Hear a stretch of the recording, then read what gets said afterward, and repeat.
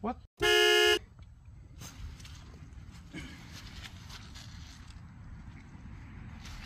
All right.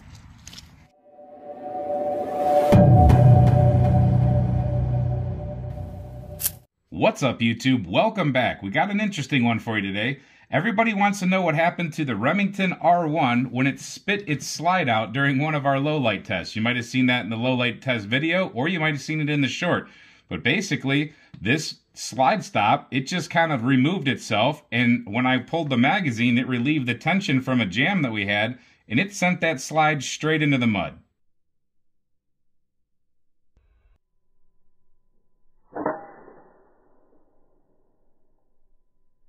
I picked everything up, went inside, cleaned it out. I pulled about 2 inches of mud out of this barrel, totally stripped it down, got it good and clean, oiled up, took it outside, and it did it again on the very next shot.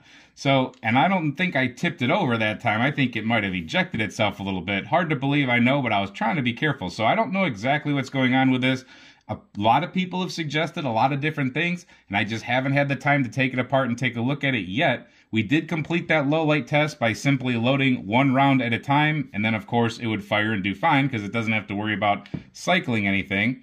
But it's time to take a look. It's time to see what this thing actually looks like and see if we see anything at all. So just to get this out of the way right now so this video doesn't get in any trouble, we are in no way, shape, or form modifying this gun. All we're doing is basic disassembly and inspection of the firearm. Routine maintenance. I normally don't care, but I will do it for demonstration purposes because I should do this.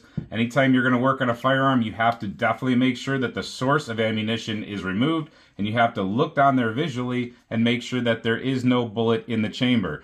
I suggest going ahead and running the slide a couple times anyway, and then locking it back again. Also, put your finger in there. There is no source of ammunition. Go ahead and stick your finger in there. Come out with that donut of carbon on your finger. There is no source of ammunition in here. Let the slide go forward, point it in a safe direction, which would be that for this house, and boom, the hammer's down. This firearm is now safe, in my opinion. Like I said, I normally don't care about showing safe guns on YouTube because it's ridiculous, but for the purposes of teaching somebody how to break down a firearm, that is the most necessary step. No ammunition. This firearm has a full-length guide rod, and this is how I personally take mine apart, is that I start by removing that full-length guide rod screw top here with a hex key. I don't know what size it is. I'm not smart like that. But once that is able to be removed, we pull that out. I usually don't need a tool. Oh, we got to lock the slide stop back. Push that down. Actually, I might need a tool because that one hurts. I forgot about that. I'll use that as a tool. Slide over my bushing, and then be careful because things will try to fly out. So there's the open-ended plug.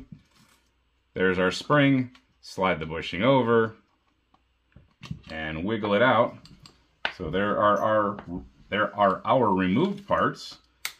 And at that point, we can slide this back to where you see that little half moon match up with our slide stop. You can pull that pin out, and now that's what happened, is that pin just removed itself. That was the problem. It came out, and then when I cleared the jam, it took the tension off and the spring was still in there, and it shot that slide forward into the mud. But that's also how we disassemble a firearm. So we're going to take a look at a few things here, but that's basically how you tear down a 1911 for the basic maintenance, field stripping, and cleaning portion, inspection portion. You can take this thing down to anywhere between like 52 and 58 pieces, depending on your model, even more on some, but that's good enough for now. For this, let's take a look. Now, this firearm was very clean and liberally oiled before we did that testing. There was not many shots here, but I'm gonna give it a quick cleanup anyway. So let me just get this thing wiped down real fast.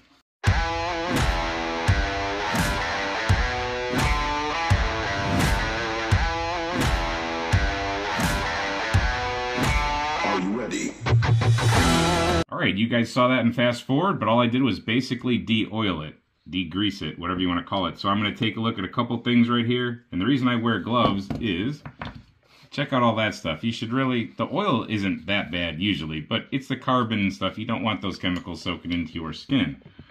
So let's first take a look at the rails, I guess. I don't see any major problem on the rails, not that I would expect to. but hopefully you can see that. Both rails to me look good. There is some wear, of course, but this gun has thousands of rounds through it. I'm going to look at the ejector, not the extractor. The ejector is very tight. I don't see any dents or anything in it. I don't see anything wrong with what we can see of the hammer mechanism. The ramp looks good. I don't see any gouges. Nothing looks good, or nothing looks bad in the dust cover. I mean, the lower looks good. We wouldn't expect anything really to be wrong with that, I don't think. We're going to take a quick look at the guide rod. Of course, I don't think there's anything wrong with that. That is a full-length guide rod, and that's just because I was told it might be better for 45 Super and things like that. I don't really know if that's the case. And I should mention that right now, that this gun has gone through a ton of 45 Super, 450 SMC, 40 Super, and definitely 45 ACP and Plus P that's been very hot. This gun has shot a ton of 45 ACP, but it has gone through all of the major stuff as far as that really hot rod stuff that you can find that's oddball. I've made it work really hard, but I've tried not to abuse it. I do try to take care of it, and it is sprung very heavily. So we're not trying to kill the gun, but it has been through some stuff. So the next thing I'm going to take a look at real quick is this barrel length. Make sure there's not any excessive play in the barrel length. The pin is still holding it in, no problem. I don't see any gouges, any dents. Nothing is screwed up anywhere on here that I can see. My lug pieces here, whatever, the things that go into the lugs, they don't look bad to me. Everything, I can run my fingernail here. Everything is nice and smooth on all 4 surfaces that I can feel, 5 surfaces. So there's nothing that I can see wrong with the barrel. There's no gouges out on my ramp. And I know a lot of people are saying, why are you even bothering with any of this stuff? It's just because I'm checking it all out just to make sure there's nothing oddball. I'll even take a look at the shock buff. A lot of people don't think a Wilson Combat shock buff helps. But I'll tell you right now, this little crease that you see in here right now, that is that slide coming back pretty hard. And eventually it will cut through. Sometimes these things don't really look like they're doing a lot of work, but after enough rounds, when you bend them a little bit, you'll see that that cut is almost all the way through, and eventually it works its way all the way through. That's how you know they are absorbing something. So whether you like them or not, that's up to you. I do use them, especially on something with a lot of recoil. Nothing, of course, with this plug. You wouldn't expect anything. And I'm not going to see anything. I wouldn't expect to see anything here on the barrel bushing. Nothing with any of these grooves. No sharp edges, no dings, no nothing. I don't see anything in there. We are good. The spring is not kinked. It's a good looking spring. I don't know how it would even get kinked. Now the slide I'm going to save for the very last, but let's look at the slide release / slide stop. This is what came out. So the tolerance on this may have changed a little bit. It may be worn down just a hair. You can see it doesn't have all of its finish. You see some silvery looking parts. But overall, I don't see actual wear. I just see discoloration. We're not missing our hooks. We have a tiny little bit of a deformation right there where we may be running in to things. We have 2 deformations actually. So a little tiny bit of beveling or peening, maybe you can call it right there, and a little bit of peening or maybe grooving you can call right there. But nothing super abnormal, super abstract. A little bit of discoloration here, but I'm not seeing anything broken on this piece. I'm not seeing anything that would lead me to believe that this piece should make the gun fail at this very moment. Here's just a little bit different angle, hoping you can see those tiny bits of wear just a little bit better. All right, moving on to the slide. I just want to mention this beautiful wearing here. Some people pay a lot of money for these kind of Cerakote jobs. I did this one all by myself for free. All right, there's nothing on the outside of this slide that's going to show us any evidence of anything that we're looking for. It's just a well-worn slide. On the inside, I will check the rails, and some of you might already see a little bit of wear, but we'll get to that. But I'm going to run my fingernail on the inside of that rail, and I'm doing it on the inside portion. I'm going to run it on both sides, on the top and bottom portion of that rail, and my fingernail is not detecting any kind of dents or dings or defect on that side. And trust me, you can feel them just by running your fingernail down it with a pair of rubber gloves. So try to get your fingernail to bear on one of those surfaces, and I don't feel anything. I don't see anything. I don't see anything wrong here. I don't see any battering. I don't see anything. I'm not sure if you can see in there well, but I don't see anything in my breech face here. Nothing is wrong there. I see that my extractor, extractor right here, it's not broken and it still has a good hook to it. And when I look down here in the recesses for my lugs, I don't see anything terrible going on down there. There's no rough edges. There's nothing being beaten up. I can run my finger across those surfaces and nothing has been peened over like it's been battered. I don't see any cracks in this frame. Now, where I do see a little bit of wear is a tiny bit of wear here on the slide stop recess, if that's what you want to call it. I can hook it with my fingernail. I can see it. It is real. But this has had the slide dropped on this firearm, which is proper for a 1911, repeatedly. So that is expected. There is a tiny bit of wear on this inside rail right here. So hopefully camera guy, he's helping me out right now. He can see this. You see a tiny bit of kind of beveled in from, I'd say, starting right here to the major part stops right here, but it actually goes all the way to here. So again, from here to here, there is a little bit of beveling, a little bit of wear, but again, I don't think anything that's enough to make the gun unstable and make it have any kind of enough slop to do something like it just did.